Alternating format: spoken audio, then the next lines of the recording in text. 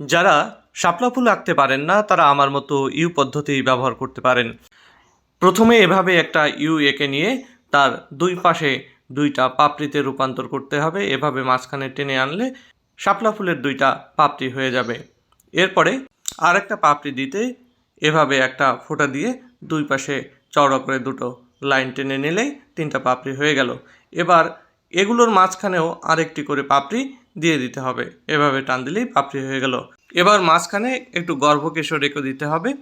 এরপরে দুই পাশে আরও এভাবে বাঁকা করে লাইন দিয়ে দুটো পাতা এঁকে নিতে হবে। এক পাশেরটা হয়ে গেল, আর এক পাশে এইভাবে আর একটা টেনে নিলাম এবং এভাবে টেনে নিলে আর একটা পাতা হয়ে গেল। এবার নিচে আর একটা পাতা আমি একটু এঁকে দিব।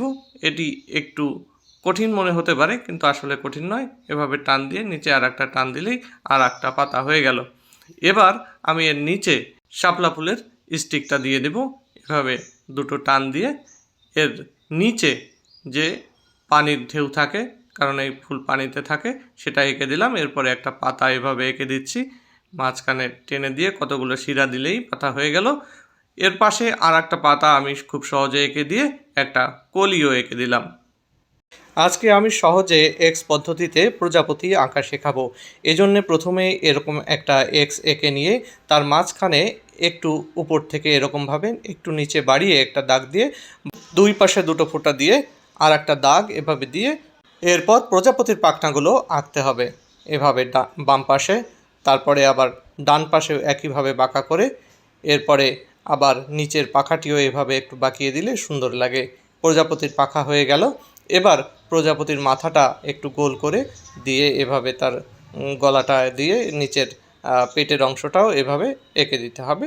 এতে খুব সহজেই এভাবে কিন্তু করা সম্ভব। এরপরে প্রজাপতির চোখ দিয়ে তার মাথায় দুটো সুর দিয়ে দিতে হবে এইভাবে। একটা একটু বড় হয়ে গেছে, এই জন্যে আমি একটু ব্যালেন্স করে দিচ্ছি, একটু বড় ছোট করে, যাতে দেখতে সুন্দর লাগে। এরপরে প্রজাপতির পাখনার মধ্যে সুন্দর করে গোল গোল করে একটু ডিজাইন করে দিতে হবে। ডান পাশে বাম পাশে যে কয়টি ডিজাইন সমানভাবে আমি দিয়ে দিচ্ছি। উপরে 3টা করে দিয়েছি, নিচেও এভাবে আমি 3টা করে গোল দিয়ে দিব, একটু ছোট হবে। হয়ে গেল আমার। দর্শক বন্ধুরা, এখন দেখাবো সহজে আইসক্রিম আঁকা।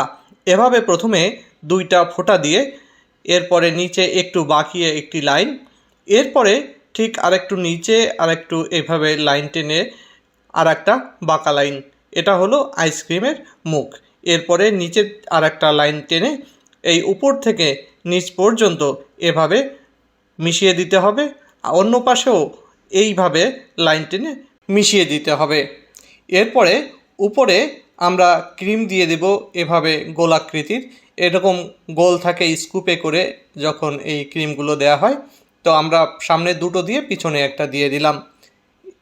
আর এরপর আইসক্রিমের যে কোন আকৃতির যে অংশটি রয়েছে সেখানে আমরা এভাবে লাইন টেনে দিব এবং এর যে ডাইসের যে ছাপ থাকে সেখানে কিন্তু এরকম খোপ খোপ থাকে। সেই অংশগুলি আমরা এভাবে সহজেই এঁকে দিতে পারছি। আমাদের আইসক্রিম আঁকা হয়ে গেল। এরপরে আমরা আইসক্রিমের যে ক্রিমটা গলে একটু নিচের দিকে পড়ে এরকম কয়েকটা টান দিয়ে দিলাম। আমার আইসক্রিম ড্রয়িং তোমাদের কেমন লাগলো অবশ্যই জানাবে।